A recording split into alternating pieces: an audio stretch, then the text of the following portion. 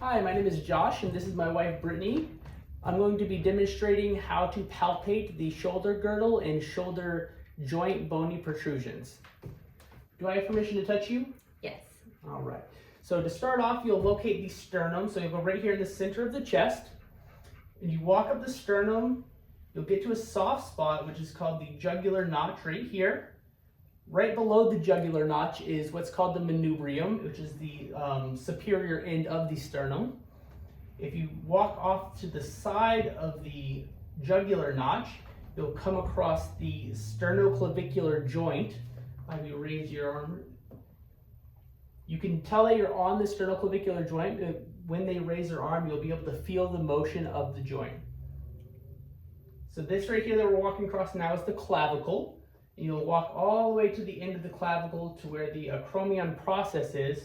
And right before you get to that point, there's the acromioclavicular joint. Can I have you raise your arm again? Which you can also feel when they raise and lower their arm. You can feel the movement of it. And if you're on the acromion process, if you walk anteriorly, right down to this little soft spot right at the front of the shoulder. If you palpate that gently, it's kind of tender, but you can feel the coracoid process right in here as well. From the posterior side, we're going to be taking a look at the scapula and the different portions of the scapula. So when you have the patient, you can have them put their arm like this. It helps kind of make the medial border of the scapula stick out. It makes it very easy to locate. So then you can just kind of cup your hand here, and you can feel the medial border of the scapula here. You can feel the inferior angle right down here, and you can feel the lateral border coming out across the side here. If you follow from the acromion process up top, straight back, you can curve around to the spine of the scapula, which walks across the top here, and then reconnects down here with the medial border of the scapula. So now looking at the shoulder joint, we have the head of the humerus up here. It sits in the glenoid fossa and is what allows movement of the shoulder. Right below the head of the humerus is the neck of the humerus as this transitions down into the rest of the bone. The greater tubercle is anterior and lateral on the humerus, so it's about right here. And if you walk your way medially, there is the lesser tubercle in here on the side. In between the two tubercles is an intertubercular groove that runs down the anterior face of the humerus. And about halfway between the head of the humerus and the elbow, down the lateral edge of the humerus, is what is called the deltoid tuberosity. It's right about here. Now we're going to talk about some of the musculature that's associated with the shoulder joint and the shoulder girdle. Start, we're going to look at the deltoid. So you have the anterior deltoid right here in the front. You have the medial deltoid right here, the lateral deltoid. And then you have the posterior deltoid here in the back. So the anterior deltoid is going to be responsible for abduction, which is lifting the arm away from the body. It's going to be responsible for internal rotation, horizontal adduction, so bringing the arm across the body. The lateral deltoid, or this one right here in the middle, is responsible primarily just for abduction, so taking the arm away from the body. And the posterior deltoid is responsible for external rotation. It's responsible for horizontal abduction going away from the body and adduction going back towards the body. Next, we have the pectoralis major muscles, which are divided into the upper fibers and the lower fibers. So the pectoralis major muscles are all right here in this area, and the upper fibers, they're responsible for internal rotation.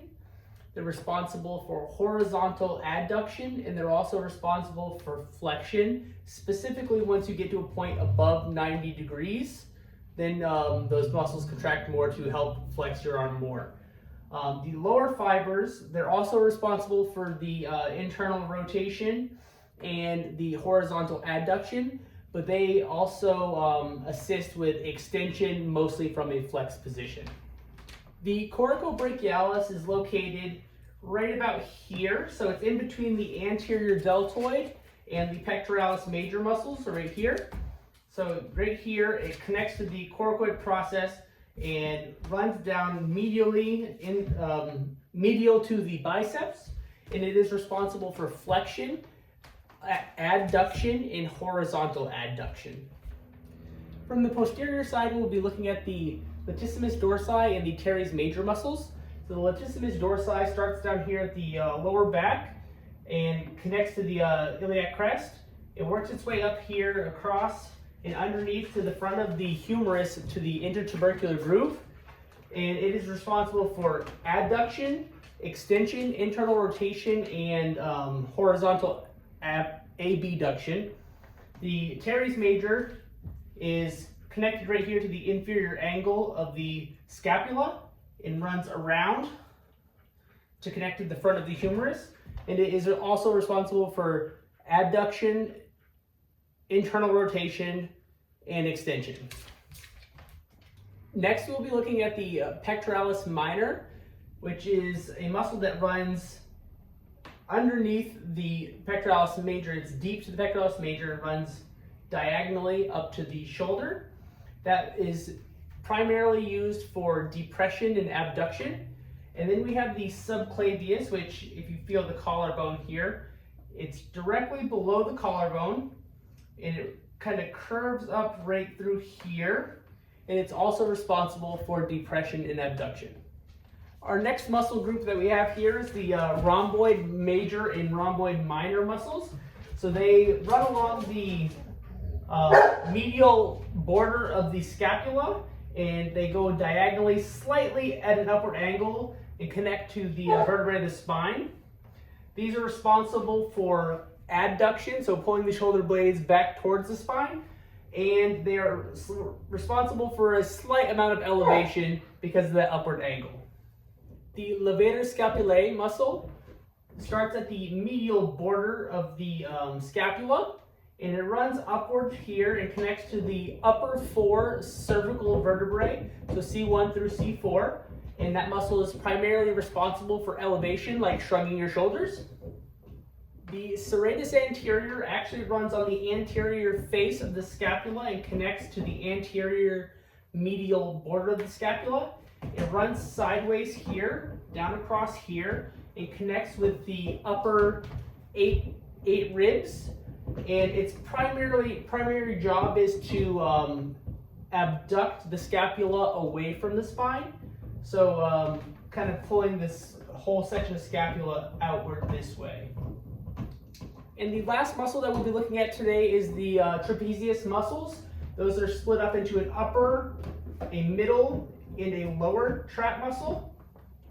The upper trap muscle is responsible for elevation of the scapula, and it also is responsible for extension and rotation of the head. The middle traps, which are right in this area here, are responsible for elevation, upward rotation, and also adduction of the scapula. The lower trapezius muscles originate lower on the back, and they go up at an angle and connect to the medial border of the scapula, and they are responsible for depression, upward rotation, and adduction.